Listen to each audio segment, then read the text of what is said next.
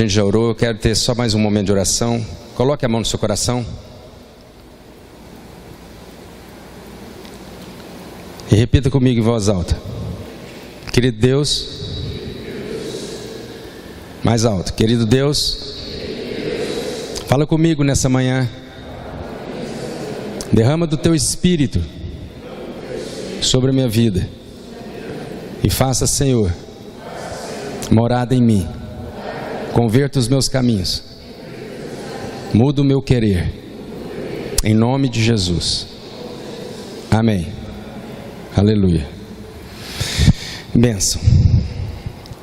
Irmãos, eu tenho meditado muito recentemente. Há um texto assim, na verdade eu tenho meditado muito sobre essa questão do nosso querer.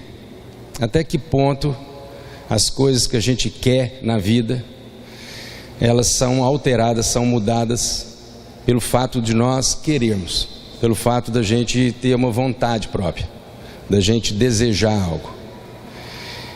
A gente sabe que quando a gente não quer fazer alguma coisa, dificilmente alguém nos convence de fazer diferente. Então, para tudo é preciso que a gente deseje, que a gente queira. Eu lembro que todas as vezes que vai fazer uma entrevista nas comunidades terapêuticas, né, no centro de recuperação, sempre a pergunta que faz para os jovens que estão entrando nas comunidades terapêuticas: você quer, você deseja ser curado? Porque quando a gente quer alguma coisa, quando a gente deseja alguma coisa, né, e para mim existe uma diferença entre desejar e de fato querer. Porque a nossa vida, ela não se faz simplesmente de intenções. Muitas vezes as pessoas estão extremamente frustradas na vida, porque as pessoas estão vivendo de boas intenções. Não é só isso. Elas não conseguem materializar aquilo que de fato elas estão desejosas. Haja vista que todo início de ano, as pessoas estão sempre com uma expectativa melhor, estão sempre com objetivos novos, sempre com metas novas. As pessoas estão pontuando coisas que querem fazer, as pessoas estão determinadas. E isso é uma estatística, isso é um dado, isso não é... As academias, pra você ter uma ideia, no mês de janeiro, elas ultrapassam as matrículas mais do que todos os meses do ano. Isso porque as pessoas sempre, quase sempre, no final do ano, elas começam com boa intenção e dizem: esse ano eu vou mudar minha vida, esse ano eu quero fazer tudo diferente, esse ano eu vou fazer exercício físico, esse ano eu vou fazer dietas. E as academias em janeiro, elas estão sempre lotadas. Isso é uma estatística, está em revista, em jornal. A partir do momento que passa fevereiro, março, abril, elas de novo vão voltando à sua regularidade, porque aquelas pessoas que estavam muito bem intencionadas, elas começaram a desistir daquilo que um dia colocaram como proposta, como meta, como objetivo. E hoje eu quero fazer com que você, tanto eu como você, a gente medite um pouco sobre essa questão do nosso querer. Por que nós, isso é uma peculiaridade, isso aí é um problema de todo ser humano, isso não é seu, isso é todos nós somos assim. Por que às vezes a gente começa bem uma coisa, e na medida que a gente vai dando continuidade a essa coisa, a grande tendência é a gente ir desistindo. O nosso grande desafio não é começar alguma coisa, o nosso grande desafio é continuar e fazer com que isso termine lá no fim. Como o apóstolo Paulo, escrevendo a Timóteo, ele diz que ele conseguiu concluir a carreira dele, ele guardou a fé dele. Então o apóstolo Paulo ali, se provavelmente aquela carta foi a última carta, uma das últimas cartas de Paulo, ele deu um bom testemunho, porque ele conseguiu visualizar um caminho. Quando ele escreve aos Filipenses, ele diz: não que eu já tenha alcançado, mas eu prossigo para o alvo pelo qual eu fui chamado. Então, seguindo até alcançar esse alvo do qual eu fui destinado. Paulo tinha essa consciência de que havia ainda estava faltando alguma coisa na vida dele, e ele precisava o quê? Concluir. E na nossa vida, é preciso que a gente tenha essa consciência. Então eu não quero aqui trazer mais peso sobre a sua vida, porque muitas vezes a gente está com pesos. Quantas coisas que você começou na sua vida que você não terminou? Pensa aí. Quantas coisas que você disse que iria fazer que você não fez? Quantas coisas no meio do caminho você simplesmente deixou de fazer? E aí às vezes você arruma, eu falo você porque isso é um particular nosso, eu também me incluo nisso. Muitas vezes a gente transfere para as pessoas o que a gente não deu conta de assumir. É outra dificuldade que nós temos como ser humano. Quando a gente não consegue concluir alguma coisa e a gente fica extremamente frustrado, a gente tem uma tendência a não assumir as responsabilidades. A gente transfere. A gente fala assim: eu não fiz porque o fulano me desanimou demais. Eu deixei de fazer porque era muito caro. Eu não fiz porque essa pessoa me perseguiu. Enfim, a gente consegue transferir para alguém a culpa. Quando, na verdade, Deus chegou para Adão e perguntou quem é que fez ele comer da fruta, em vez dele assumir o risco e a responsabilidade de falar, fui eu que tomei do fruto, ele simplesmente transferiu para Eva. Falou assim: foi a mulher que o Senhor me deu que fez eu comer. Aí Deus tirou o foco dele de Adão e foi para Eva e perguntou: Eva, o que você fez? Aí ela também, em vez de assumir, falou: não, foi a serpente que me... E aí, isso não teria fim. Se Deus apertasse a serpente, talvez a serpente ia arrumar uma desculpa também, para falar quem é que fez. Mas como tudo gerou nela, começou nela, então não tinha como ela o quê? Transferir para alguém.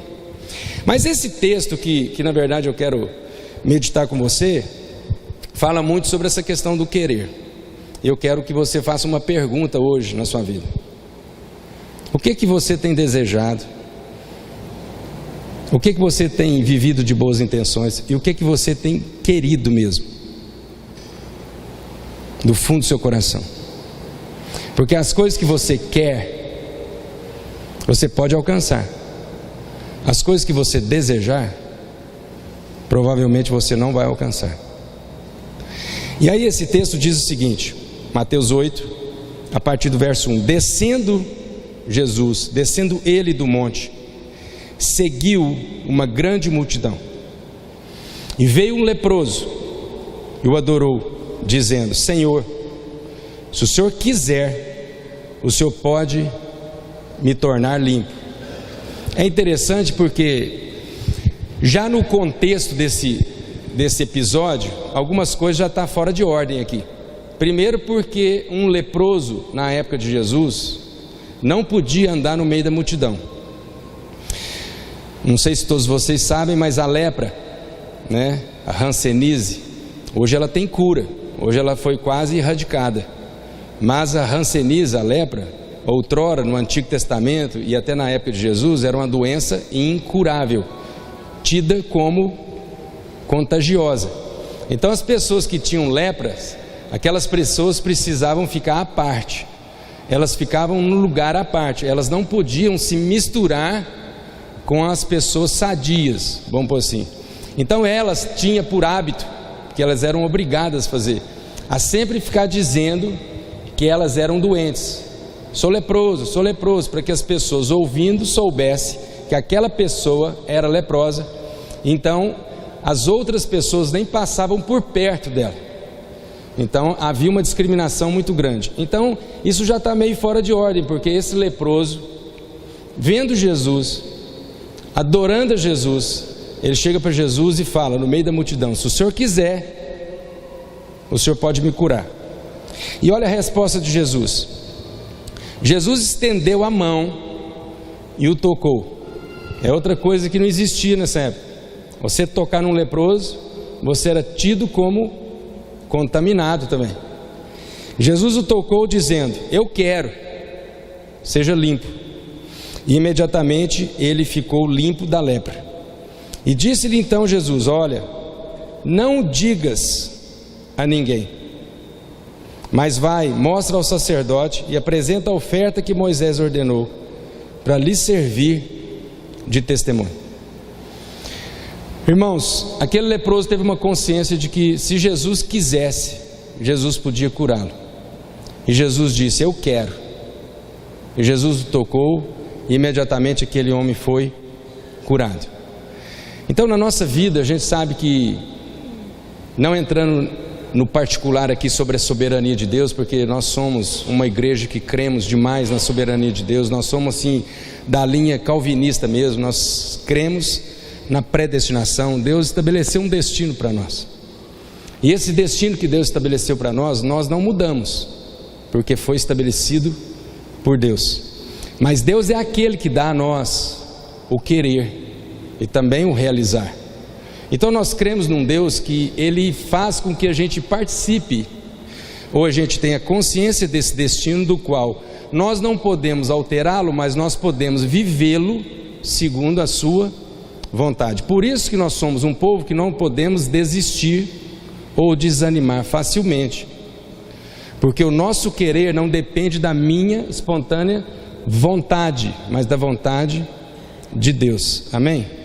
Há um texto lá em Provérbios, você não precisa abrir, Provérbios capítulo 18, verso 14, é interessante, ele fala assim: o espírito do homem o sustentará na sua enfermidade, mas o espírito abatido, ninguém o levantará.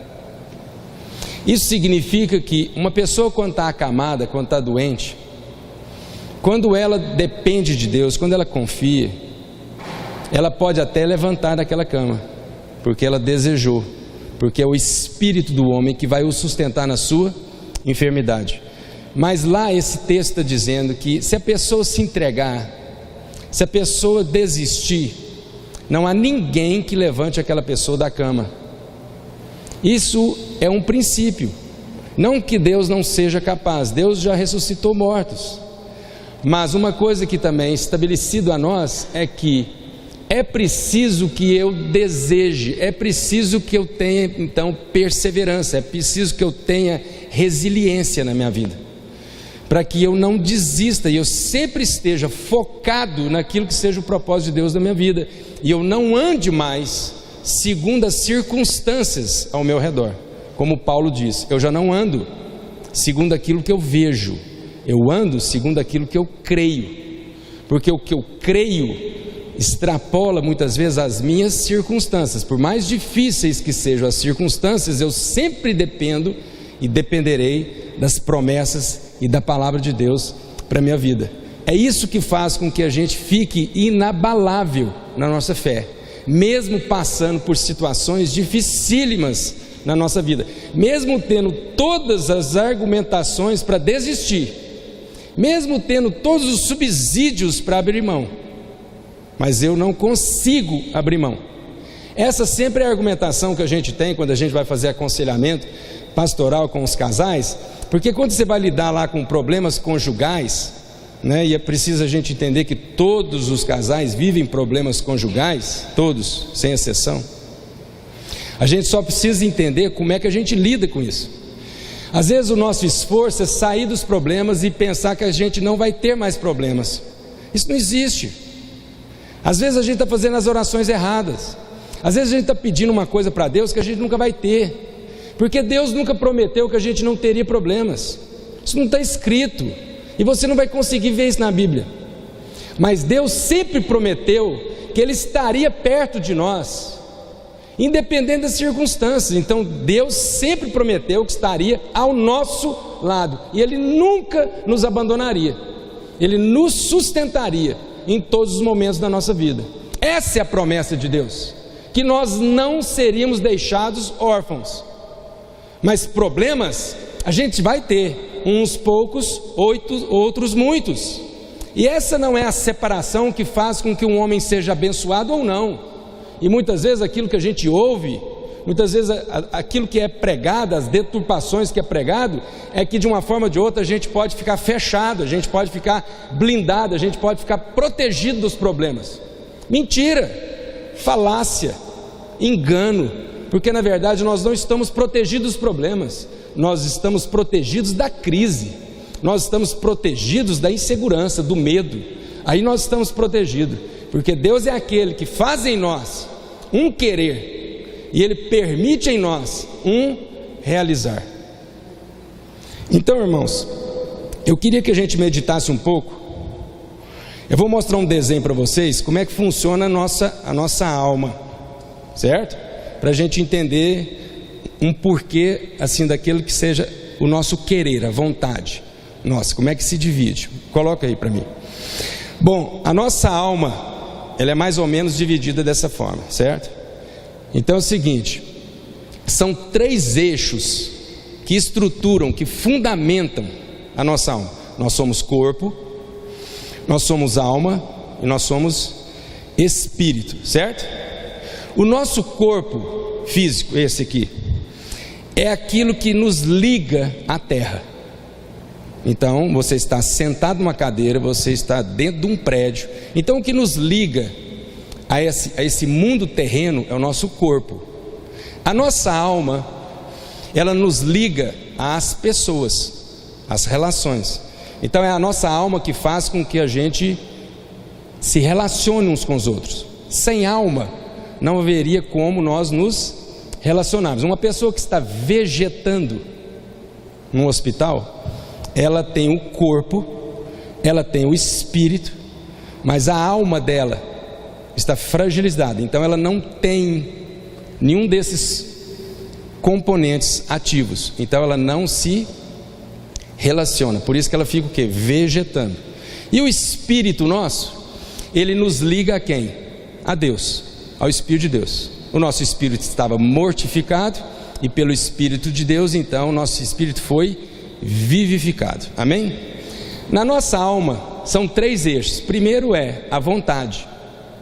É aquilo que nós estamos discutindo aqui. É o querer, é o desejo, né? É a volição.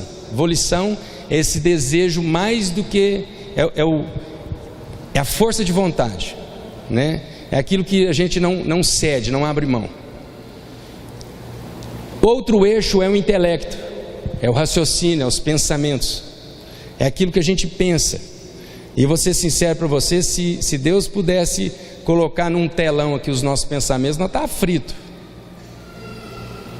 Se parecesse um telão aqui, branco aqui, falar assim, a partir de agora, os pensamentos do Kleber vai estar ali, pá, tadinho do Kleber, eu tinha que ir embora correndo. Se os meus estivessem ali, puxa vida, eu tinha que sair embora, porque os nossos pensamentos são terríveis. Por isso que nós precisamos sempre o quê? Transformá-los.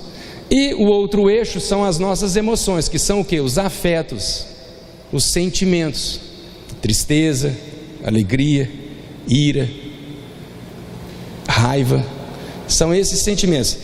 Desses 3 eixos, nós somos como os animais. Todo animal, ele na verdade tem vontade, ele tem intelecto, ele tem emoções. Por isso que a Bíblia fala que a sabedoria humana, ela é animal, terrena e demoníaca. Mas a sabedoria de Deus, ela é diferenciada. E aí, o que faz com que esses 3 eixos juntos, trabalhando em harmonia, traz a nós agora um diferencial que os animais não têm, que nós seres humanos têm, que é a consciência. E a partir dessa consciência é que vem então o que? As nossas decisões. Um animal, ele toma decisões em cima de uma não consciência. Por isso que o animal, ele toma decisões em cima do que? De uma necessidade. Um cachorro aprende a ficar sentadinho pedindo comida, não é porque ele tem consciência de obediência, é porque ele sabe que se ele fizer direitinho, a gente vai dar o que para ele? Uma gratificação. Você já viu na televisão, ou você já foi em algum espetáculo, todas as vezes, até em animais tidos como muito inteligentes, baleias, golfinhos, tudo que eles fazem, o treinador sempre vai lá e dá o que? Uma gratificação para ele, dá um peixinho, ou dá um açúcar, ou dá uma comidinha, porque ele associa, isso é uma associação sem consciência, é uma associação de necessidade. Então ele faz tudo, porque ele sabe que fazendo correto, ele receberá. Nós não. Por isso que a nossa vida, a partir do momento que a gente vive segundo uma necessidade, as suas decisões foram em cima de necessidade, você vai decidir as coisas como os animais decidem, sem consciência. Por isso que às vezes você desiste das coisas, porque você tomou decisões em cima de quê? Necessidades. Então você quis casar porque o outro lhe agradava, porque o outro lhe satisfazia, porque o outro lhe proporcionava segurança, porque o outro tinha dinheiro. Isso é uma relação de quê? De necessidade. E na medida que você vai convivendo, aí o casamento já mais corresponde a isso. Você casou porque a pessoa te agradava. Então, a partir do momento que ela não te agradar mais, o primeiro passo que você vai querer tomar é se separar. Porque você vai falar para ela: eu te amo demais, mas a gente não está dando certo. E aí a gente vai tomar de novo uma decisão segundo o quê? Uma necessidade. Então as nossas decisões não vão ser por consciência de convicção. Quando nós tomamos decisões por consciência de convicção, não há nada que nos faça mudar, não há nada que nos faça retroceder, não há nada que nos faça desistir da nossa vida. Por quê? Porque eu tomei uma decisão em cima de uma consciência, e é o que a palavra de Deus diz. Então, meditando um pouquinho nesses 3 eixos, falando sobre a vontade, eu queria que você abrisse sua Bíblia lá em Romanos, no capítulo 7.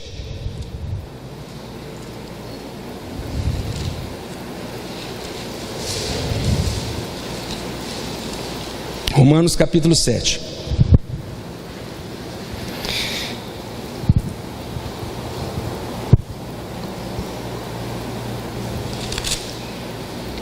Eu vou ler a partir do verso 15, que diz o seguinte: o que eu faço, eu não entendo, pois o que eu quero, eu não faço, e o que eu aborreço, ou o que eu não quero, isto eu faço. E se eu faço o que não quero, eu consinto que a lei é boa, de maneira que agora já não sou eu que faço isso, mas o pecado que habita em mim.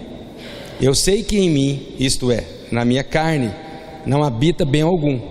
Com efeito, o querer está em mim, mas eu não consigo realizar o bem. Pois não faço o bem que quero, mas o mal que eu não quero, esse eu faço. Ora, se eu faço o que não quero, e já não faço eu, mas o pecado que habita em mim, acho então essa lei em mim, que quando quero fazer o bem, o mal está comigo. Pois segundo o homem interior, eu tenho prazer na lei de Deus, mas eu vejo nos meus membros outra lei que batalha contra a lei do meu entendimento, e me prende debaixo da lei do pecado que está nos meus membros. Miserável homem que sou, quem me livrará do corpo dessa morte? Paulo está escrevendo aqui, irmãos, e para a gente resumir o que Paulo disse, ele disse: eu tenho consciência de que as coisas que eu desejo não são boas, por isso eu faço o que eu não quero, porque eu não quero é bom, mas o que eu quero não presta.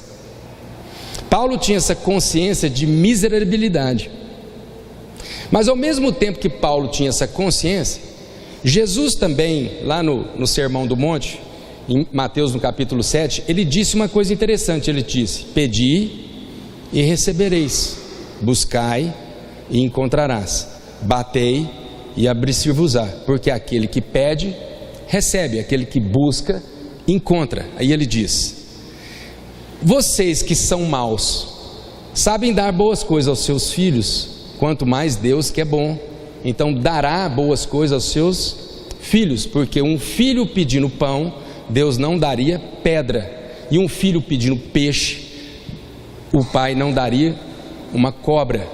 Então Deus é aquele que sempre dará a nós, não aquilo que eu quero, mas sempre Deus dará aquilo que eu preciso, aquilo que é bom para a minha vida. E algumas coisas às vezes estão acontecendo na minha vida, E eu não entendendo isso, eu me revolto. Ou eu me revolto contra as pessoas, ou eu me revolto contra Deus. Há muitas pessoas que estão passando muita labuta, muita dificuldade, muito estresse na vida, e ele está achando que isso é uma ação do inimigo contra a vida dele. Mas às vezes ele não parou para pensar que talvez essa é uma ação de Deus corrigindo ele.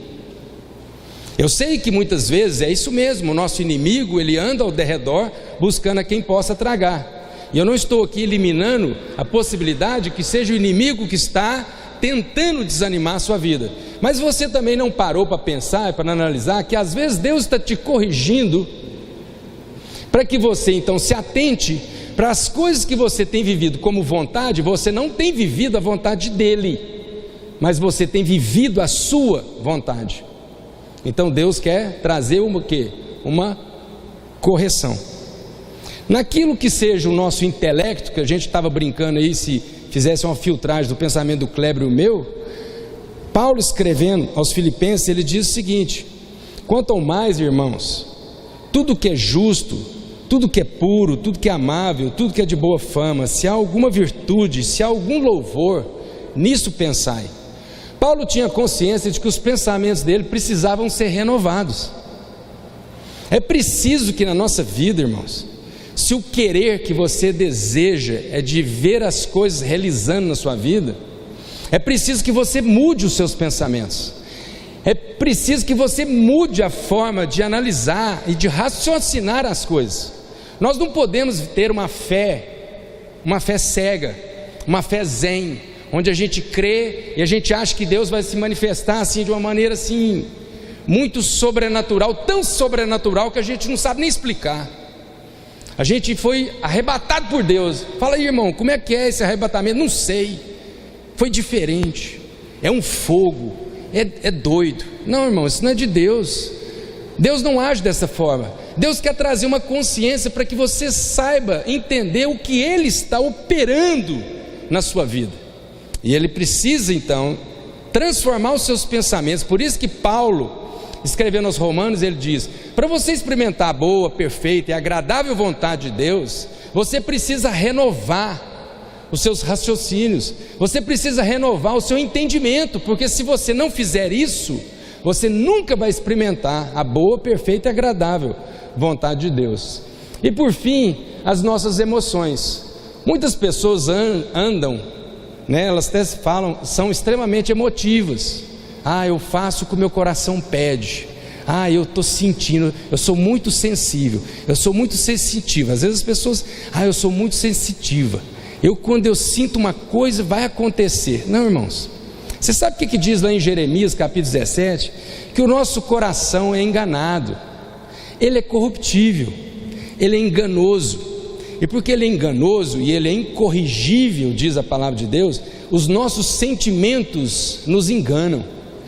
E nós temos uma tendência como seres humanos, viver pelos sentimentos, pela aparência das coisas. A gente acha que o irmão é muito bonzinho porque ele fala manso. Oi, tudo bem? E tal. E às vezes ele é uma seda, uma educação aqui. Mas às vezes em casa ele é um cavalo, ele é um monstro. Então não adianta nada, irmãos, porque às vezes a gente está avaliando e julgando as coisas pela aparência. E às vezes a gente acha que algumas coisas estão extremamente fantasiosas, porque a gente olha, a gente analisa, a gente julga. E a Bíblia diz que Deus é aquele que julga tudo pelo coração, pelas intenções, e não pelas aparências. E por fim, quando a gente tem essa consciência transformada, agora as nossas decisões são decisões pautadas em quem? Em Deus. Por isso que Paulo, escrevendo aos Coríntios, ele fala assim: eu criei, por isso eu falei. Lá em Romanos, no capítulo 10, Paulo também fala o seguinte. Esse é um dos versículos que eu acho que é mais confuso no meio crentez. Lá em Romanos 10, quando fala assim: se você crer no seu coração e que com a sua boca confessares que Jesus é o Senhor da sua vida, você será salvo. Aí a gente fica vendo as pessoas, fazer as pessoas confessarem com a boca. Fala aí, irmão, repete. eu creio que o Senhor pagou o preço dos meus pecados e tal, agora você está salvo. Não, irmãos, isso não funciona dessa forma. Isso não é um repeteco, isso não é uma repetição. Paulo está dizendo, primeiro eu creio, primeiro precisa haver uma transformação dentro de mim, primeiro eu preciso que eu tenha essa consciência, aí sim, tudo que eu disser vai ser um testemunho do que de fato Deus operou em mim. Então eu sou salvo, não é porque eu confessei, foi porque eu criei, e porque eu criei, eu confessei. Então não adianta eu só ter palavras, por isso que a Bíblia diz, Jesus falou assim, ai daquele, toda palavra frívola que sair da boca nossa, será cobrada no dia do juízo. Todas as palavras frívolas, você sabe o que é a palavra frívola? É palavras jogadas ao vento, é palavras de brincadeira, é palavras de gozação, que a gente muitas vezes usa para fazer chacota. E Jesus está dizendo que todas essas palavras serão cobradas no dia do juízo, porque elas vão ter que testificar com aquilo que são as nossas expressões de ações e testemunho na nossa vida. Então eu digo, e eu preciso então viver. Então eu quero compartilhar com vocês, eu quero deixar aí 10 minutos do nosso culto. A gente quer fazer um apelo aqui, onde a gente gostaria de orar com você. A gente gostaria de impor as mãos sobre sua vida, ungir você e interceder pela sua vida. Eu queria convidar aqui os pastores, os presbíteros que estão aqui nessa manhã, para que eles pudessem se posicionar aqui. E eu queria então ter esse momento onde a gente possa interceder, orar pela sua vida, e em cima dessa palavra que a gente meditou sobre o querer, sobre aquilo que na verdade nós precisamos testificar e concluir na nossa vida, porque você vai ser uma pessoa que vai sair daqui hoje, em nome de Jesus, onde o seu querer lá fora vai ser realizado, e você vai ser essa pessoa, como Jesus disse, eu quero. Quando você então passar por alguma dificuldade na sua vida, quando você estiver prestes a desistir de alguma coisa, você vai se lembrar dessa palavra de Jesus e vai falar assim, eu quero mudar, eu quero me transformar, eu quero ser expressão de amor para a vida do outro, eu quero ser expressão de graça, eu quero perdoar, eu quero. Então você vai dizer isso hoje, eu quero. E você não vai sair daqui hoje com a sensação de frustração, de que as coisas não estão dando certo na sua vida. Pelo contrário, você vai sair daqui com a certeza de que você é mais do que vitorioso em Cristo Jesus, nosso Senhor. Amém?